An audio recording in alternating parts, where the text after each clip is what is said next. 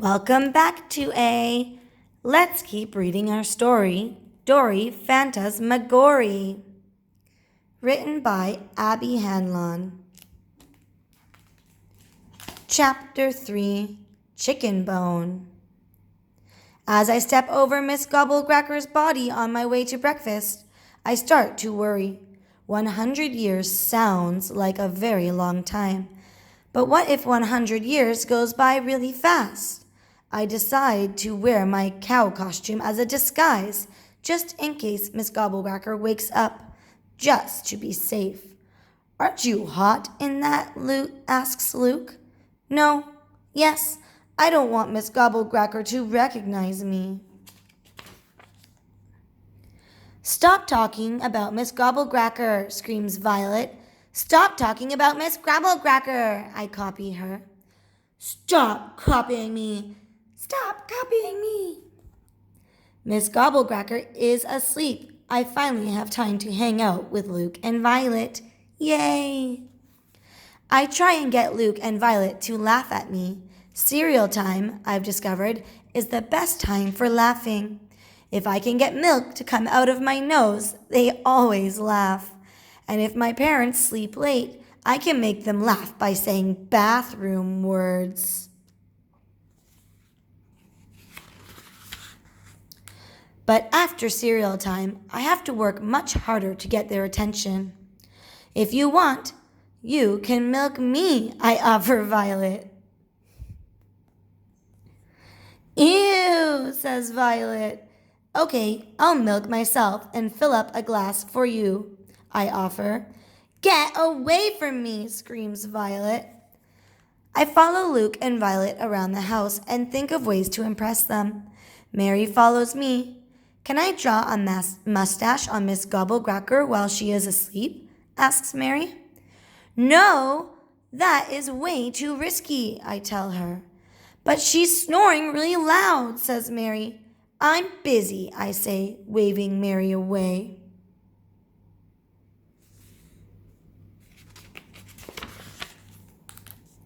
Hey guys, do you want to see a magic trick? See the stick in this hand, I say. Then I put my hands behind my back. Now it's in this hand. Ta-da! That's the worst trick I've ever seen, says Luke. Want to see me eat a napkin? Left hand on red. They didn't even want to see me eat a napkin.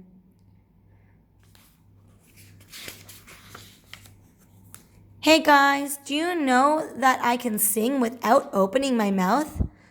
I'm dead serious. Listen.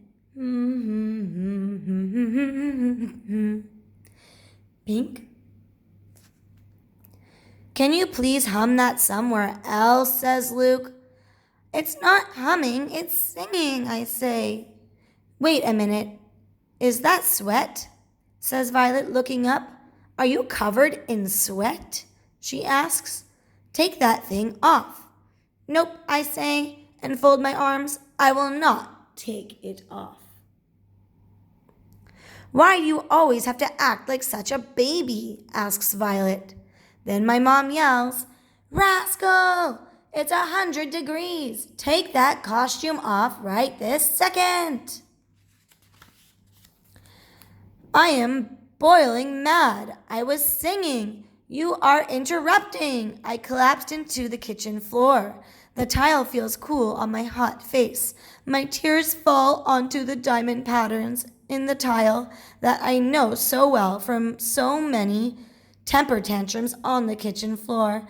As I'm screaming and kicking and crying, I unbutton my cow costume and strip down to my underwear because it's way too hot to have this temper tantrum in a cow costume. Not because they told me to. Poor Dory.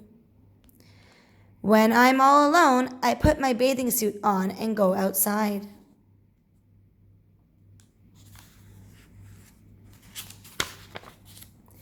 I find Mary asleep under a tree. Are you Real sleeping or fake sleeping? I ask her. Real sleeping, she says, without opening her eyes.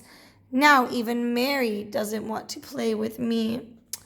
I lie in the hammock all by myself and think maybe Luke and Violet are right. Maybe I am a baby. I think of all the babyish things I do. I still smell my bunny and suck my fingers to fall asleep. I still put my clothes on inside out. I still can't whistle. I still overflow everything I pour. I still want to wear my nightgown all day. When I look up at the trees through my tears, I see someone up there looking down at me. Who are you? I ask, rubbing my eyes, squinting into the sun. I'm your fairy godmother, says a little man, crawling down from a tree like a koala. Are you sure? I ask. You don't look like a fairy godmother. Well, pretty sure, he says, but he looks kind of confused to me. Well, the important thing is I'm here to help you. He says his name is Mr. Nuggy and that he lives in the woods. Boy, do I need help, I say. Can you turn me into something else? I have too many problems as a human. Sure, he says. How about a pineapple? Okay, I say, shrugging. Why not? He takes out his wand. 1, 2, 3. Ta-da! I look down at my body. I don't feel like a pineapple, I say. Do I look like one? Mr. Nuggy looks at me very carefully. He sniffs me. He pokes me. Then, sadly, he shakes his head. I'm sorry. It's okay. But then I have an idea. How about a puppy, I say. Can you turn me into a puppy? Definitely, he says, jumping up excitedly. No problem at all. He's lucky that I'm already really good at turning into a puppy. 1, 2, 3. He waves his wand. I drop onto my hands and knees. Woof, woof, woof. I bark and wag my tail. Mr. Nuggy looks very pleased. I turn into a puppy just in time. Where did that little girl go? She was just out here, and where did this dog come from? Miss Gobblecracker asks Mr. Nuggy. You must be imagining things, says Mr. Nuggy. There is no girl here, only a puppy. I know you're up to something, Nuggy, she says. Your silly little tricks have never worked on me. Watch out, says Mr. Nuggy. This dog bites. I bark my head off at Miss Gobblecracker.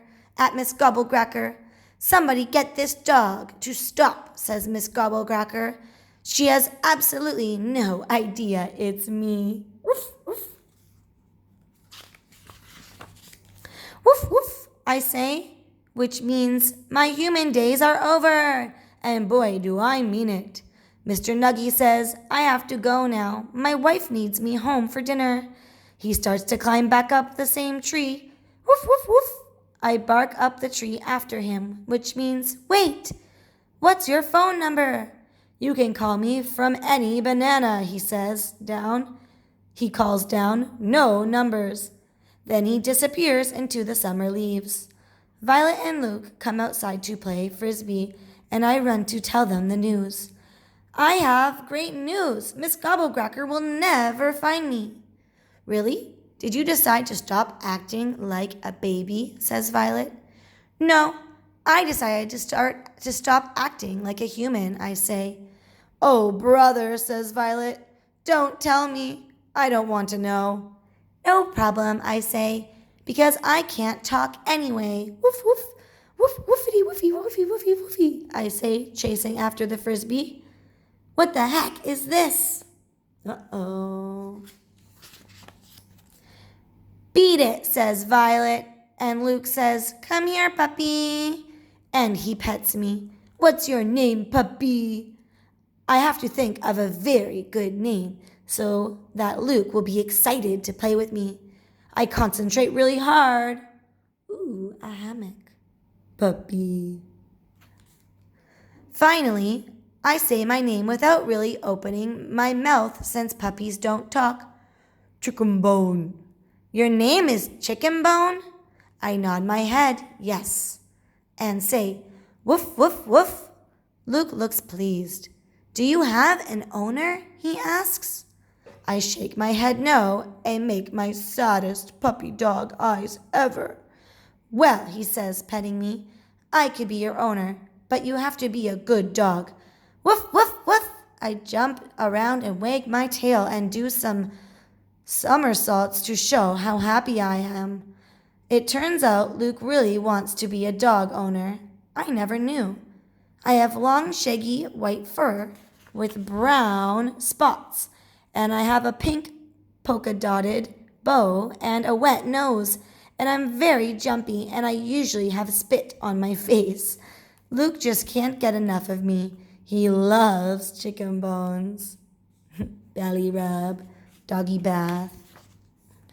And that's how I became a dog named Chicken Bone, and how Miss Gobblecracker was left hanging around my house looking kind of bored and confused.